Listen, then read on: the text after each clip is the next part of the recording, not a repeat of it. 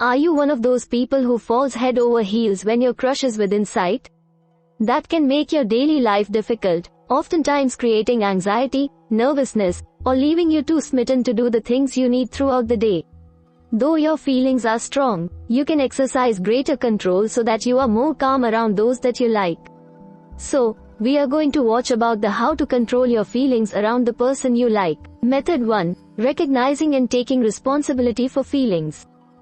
First is identify your feelings and their source. This can help you figure out whether or not your feelings, like if your feelings are mutual or something more serious. It will also help you talk yourself through your feelings when you feel them. Is this infatuation, lust? When you feel a warm blush start to spread across your face or a similar feeling, acknowledge the emotion and positively talk yourself through it. I'm just nervous because I think he's cute. I've been around other cute boys and it's no big deal. I'm going to be okay. I know that I sometimes get anxious around him, but that's alright. People sometimes get anxious around crushes. I'm going to do my best anyway. Step 2. Root out fixation. Fixation occurs when you have an unhealthy obsession about the person that you like and are unable to see them as an imperfect human being. When you are too fixated on a crush, it can put you in a situation in which you can be taken advantage.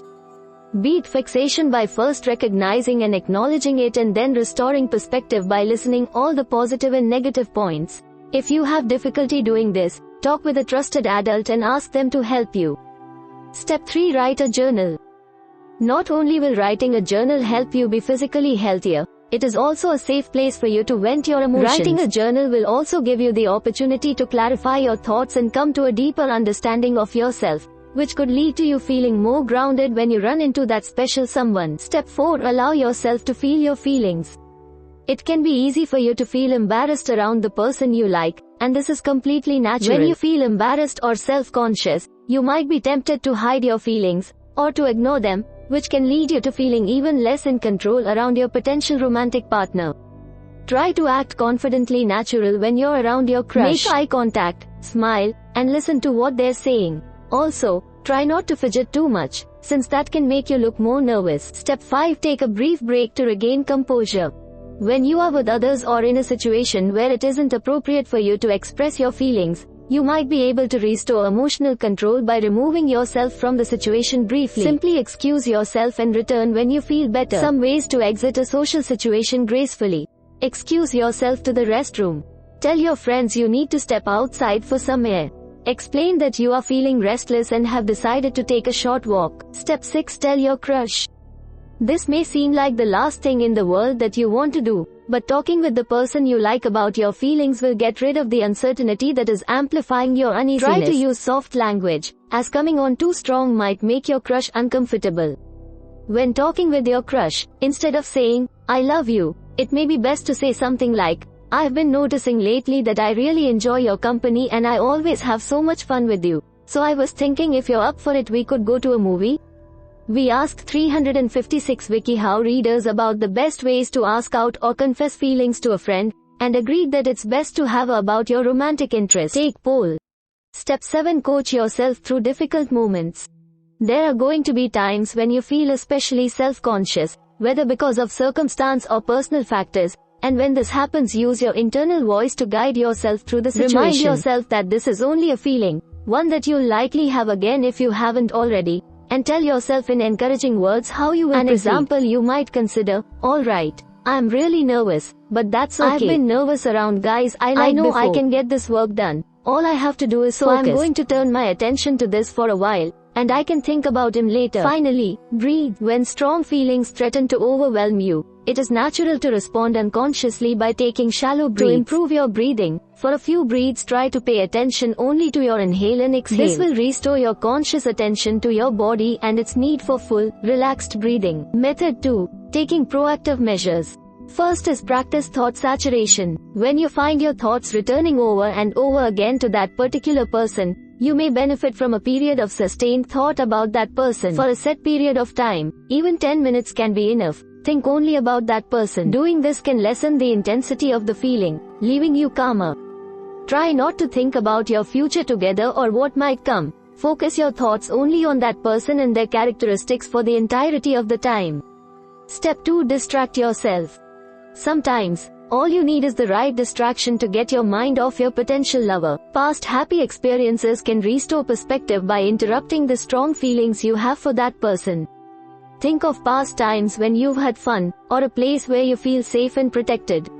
Repeat a mantra that you find soothing. Some examples. Everything's going to be okay. I am calm, cool, and collected.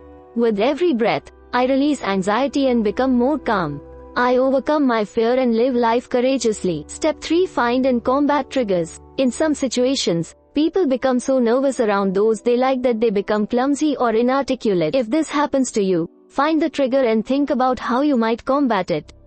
If you have difficulty talking to him, bring up a topic you're passionate or knowledgeable about. If you find that when he's around you're all thumbs, invite him for coffee or something that requires little dexterity. Step 4. Write 2 letters.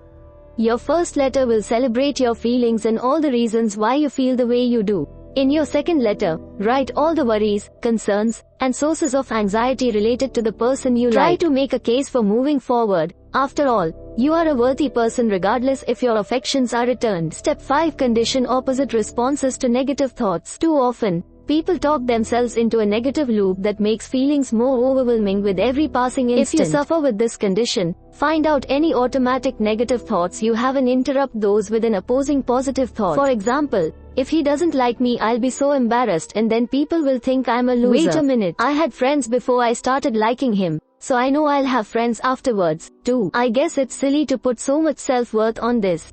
Step 6. Exaggerate your greatest fear. Tell the entire dramatic story playing in your head to yourself several times. Make sure you complete the story by taking it to its natural extreme. By the 3rd or 4th time, you should be better able to recognize the absurdity of these extreme, yet natural, thoughts. If I ask him out on a date and he rejects me, everyone will talk about it forever. I'll never stop hearing, for the rest of my life, about the one time I asked this guy out. It will haunt me through college and my professional life, because everyone will already know. Note: this technique is intended to reveal warped perspective to the person using it. If you find yourself truly believing these things and unable to see how your perspective is off kilter, talk to an adult or a mental health professional. Finally, reach out to your support group. Though feelings of embarrassment or the knowledge of your own infatuation might make you hesitant, sharing your feelings with those you trust can help you come to terms with the normalcy of your situation and leave you feeling less isolated. Family members and trusted friends can be a great source of strength through the storm of romantic feelings you might now be suffering. We hope it is useful to you.